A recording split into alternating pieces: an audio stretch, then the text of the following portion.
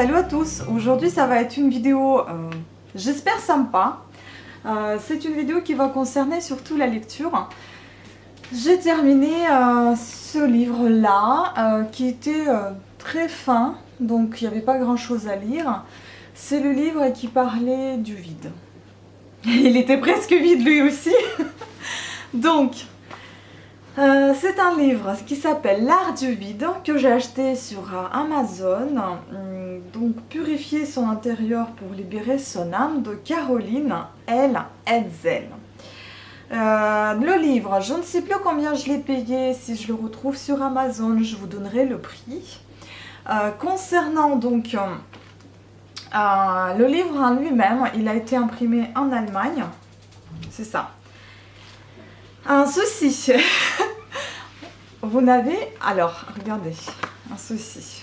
Un souci que j'ai repéré tout de suite. Je vais faire attention avec mon vernis rouge parce que ça tâche. Vous avez le sommaire avec les pages. Hein, et il y a de la pagination. Sauf que dans le livre, les pages, elles sont absentes. Il n'y a pas de pagination. À quoi ça sert de faire un sommaire s'il n'y a pas de pages? À quoi ça sert en fait un sommaire paginé, un sommaire avec des pages s'il n'y a pas de pagination dans le livre? Je ne comprends pas. Soit c'est un oubli, soit c'est une pure connerie, parce que je trouve que si j'ai envie de me repérer par rapport à une page où j'ai lu quelque chose, et ben je ne peux tout simplement pas parce qu'il n'y a pas de page.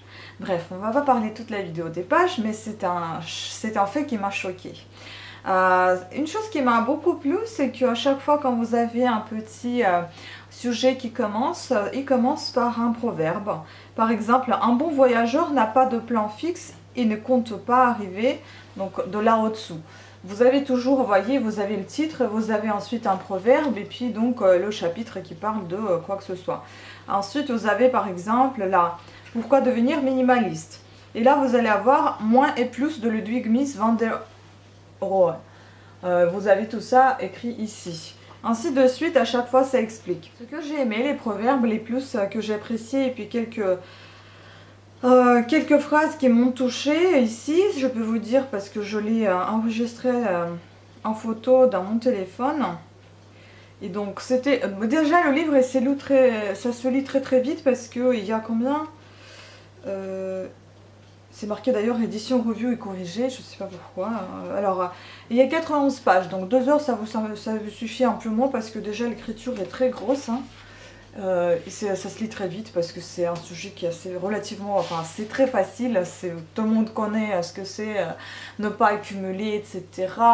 Mais ça vous fait un petit rappel en fait de la chose. Ce que j'ai aimé, c'était se fixer des limites permet de circonscrire nos soi-disant besoins vitaux et de ne pas céder à tous nos caprices. Pas mal ça. Ensuite, j'ai aimé la phrase aussi, enfin c'est pas une phrase, ça c'est un proverbe de Will Rogers. Trop de gens dépensent de l'argent qu'ils n'ont pas gagné pour acheter des choses qu'ils ne veulent pas, pour impressionner des gens qu'ils n'aiment pas. C'est pas mal ça peut être bien pour des youtubeuses parce que je ne suis pas sûre qu'on vit dans un monde de bisounours et que tout le monde aime tout le monde. Forcément, sur des chaînes YouTube, il y en a aussi des gens qui sont super pas sympas, qui passent et qui vous laissent des choses très négatives. Et vous êtes en train, c'est surtout les youtubeuses de beauté en fait, et vous êtes en train d'acheter plein de trucs, de montrer, même si vous n'en avez pas forcément envie, mais vous avez envie de faire vivre votre chaîne et partager avec votre communauté ce que vous avez pu acheter, investir dans quoi et qu'est-ce que vous en avez fait. Il y a tellement de jaloux qui vont vous dire « Ah bah, t'as beaucoup d'argent, il y a des gens qui ont faim et toi tu dépenses dans ça, et pourquoi tu t'encombres avec plein de trucs, etc. » Enfin bon, voilà. Donc ça, c'est pour vous dire qu'il y en a qui misent vraiment sur YouTube pour pouvoir avoir plus de vues, plus d'abonnés. Et donc, ils achètent. Moi, je suis pas parmi les premières, mais je suis aussi dans ce bain. C'est pour ça que je vous dis, je sais de quoi je parle. Parce que ça m'est aussi arrivé d'investir pas mal d'argent pour tout simplement être vue et avoir plus d'abonnés. Grâce à des achats, mais vite je me suis rendu compte que stop, arrête-toi là, parce que là tu commences à vraiment dépenser, c'est ton argent, Il faut que tu respectes ce que tu t'es défini au départ. Et ce que je me suis défini justement, c'était le fait de respecter un petit peu plus la nature parce qu'elle est vraiment fâchée aujourd'hui avec nous. C'est de respecter un petit peu plus soi-même parce que mettre les crèmes qui sont pas de bonne qualité dans le sens où il y a plein de produits synthétiques, chimiques et qui peuvent être nocifs pour la santé, c'est aussi dû au fait d'acheter pas mal de produits de beauté, de vous envahir avec plein de choses aujourd'hui dont on a soi-disant besoin, ou peut-être pas, mais au lieu de tous être beaux et belles, bien dans notre corps et dans nos baskets, enfin bon, je veux dire, on finit par beaucoup dépenser et puis au final on se retrouve avec beaucoup de bazar et après on commence à lire des livres de ce style-là qui vont vous apprendre à comment vivre, à comment faire de votre maison quelque chose de minimaliste. C'est justement ici, ils parlent de tout ça, ils vous disent si admettons il y avait un feu qui était mis à votre appartement, enfin à votre logement, qu'est-ce que vous auriez ramené avec vous, qu'aujourd'hui la vie matérialisée, enfin tout ce qui est matériel, on doit un petit peu grosso modo s'en ficher parce que de toute façon on arrive dans ce monde new et petit, on repart pareil new et seul, enfin je sais mais new j'ai un souci, new et seul, mais voilà. C'est-à-dire que grosso modo vous ne pourriez pas amener dans votre tombe ce que vous avez accumulé pendant des années. Je suis d'accord avec ça, c'est très méchant de le dire mais c'est comme ça. Après ils disent aussi que dans ce livre, ils évoquent aussi que c'est sûr que tu pourras laisser le patrimoine à tes proches, à tes enfants, à tes petits-enfants, etc. Mais bon, ça c'est les patrimoines, les crèmes, tu vas pas les laisser, tu vas pas laisser tout le bazar que tu as accumulé pendant des années, c'est pas ça qui compte. Aujourd'hui, moi je pense, après avoir lu ce bouquin, je pense ce qu'il faut faire, et j'ai pensé ça depuis des années d'ailleurs, qu'il faut s'enrichir, il faut s'enrichir intellectuellement et moralement, il faut avoir des projets dans la vie, à pouvoir les accomplir, c'est-à-dire parmi mes projets qui ne sont pas matériels, ce sont les apprentissages de langue. Vous êtes les premiers concernés sur ma chaîne de langue justement, parce que vous savez que je suis très accro aux langues et j'essaie de tout faire, mais c'est difficile et parfois je baisse les bras et je n'avance pas, et c'est pour ça que vous voyez pas beaucoup de vidéos, mais qui vont venir sans tarder de toute façon, parce que je ne pas baisser complètement les bras et donc j'ai envie de continuer. Voilà, maintenant, c'est ce que je vous dis, le mieux c'est de ne pas se fixer des buts à atteindre, et par exemple aujourd'hui, enfin demain jusqu'à aujourd'hui j'achète ça, demain j'achèterai ça, dans un mois j'ai besoin de m'acheter Guerlain parce que j'ai vu une publicité, etc. Non, je pense que le mieux aujourd'hui c'est de se dire, bah écoute, même si vous n'êtes pas dans le but d'apprendre des langues, on peut s'enrichir intellectuellement autrement, c'est-à-dire de lire les bouquins, après les revendre, donc ne pas s'encombrer si on ne les aime pas. Moi aujourd'hui j'ai décidé de garder les bouquins historiques sur la psychologie, des très sympas qui me pourrissent pas la vie, je ne veux pas garder les thrillers. Je ne vais pas garder ce style de livre aussi parce que je trouve que c'est mal fait dans le sens, il n'y a pas de pagination, c'est très gênant pour moi. Les proverbes c'est très sympa mais je peux les trouver aussi sur internet. Eux-mêmes ils conseillent de dématérialiser, et si vous avez trop dans la bibliothèque des livres et que vous en servez plus, que vous lisez plus, revendez-les. Donc je vais le vendre, et surtout qu'il est en très bon état, il est quasi neuf parce que je l'ai lu en 2 heures, j'ai pas eu le temps de l'abîmer. Même des livres que je lis depuis des années, je les abîme pas parce que je n'aime pas les livres froissés, pliés, etc. Je n'aime pas faire ça dans les livres, je fais pas ça, c'est l'horreur.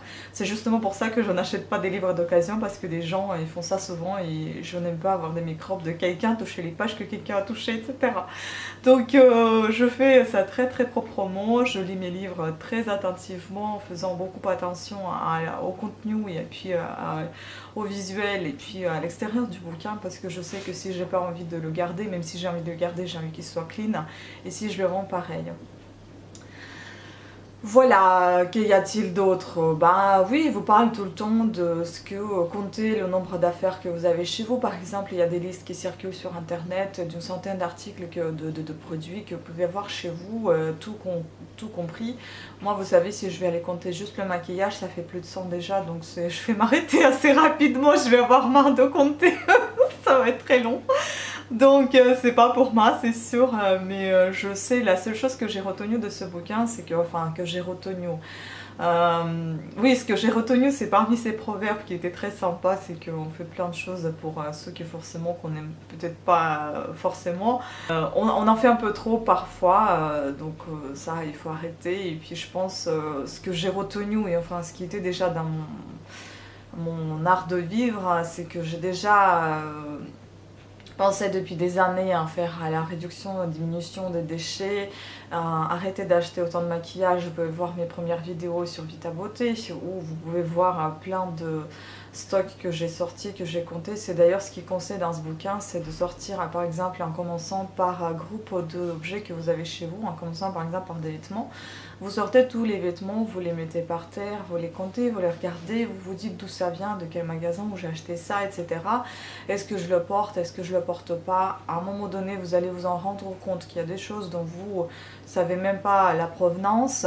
Vous allez vous en rendre compte du fait qu'il y a des choses que vous ne portez pas. Et moi j'ai entendu que si vous ne portez pas quelque chose pendant 1 an, voire 2 ans, c'est plus la peine, vous ne le mettrez plus du tout. Donc c'est là qu'il faut vendre, et c'est là que je me suis inscrite sur le site Vinted depuis un petit moment déjà, et où je vends mes affaires que je ne porte plus. Et Le Bon Coin aussi. eBay aussi, donc je suis sur eBay, Vinted et Le Bon Coin pour vendre toutes ces affaires d'occasion. À un moment donné, je sais que je vais tout jeter si j'arrive pas à le vendre. Voilà, mais j'en veux plus du tout. Donc j'essaie vraiment de négocier avec moi-même, on va dire, c'est ça, de vider un petit peu. Donc c'est ce qu'il vous conseille. Vous mettez toutes vos affaires par terre, par exemple, vous comptez, vous regardez, etc. Et après, vous devez ranger. Et c'est là qu'ils vous disent que ça peut coincer dans le sens où quand vous allez pouvoir, continuer à mettre votre temps de tout ranger, vous allez vite être fatigué et vous allez vous dire mais pourquoi j'ai encombré autant mon domicile. Donc ça va déjà vous décourager, vous allez baisser les bras pour en faire d'achat éventuel, puisque après il faudra retrouver encore la place pour le rangement.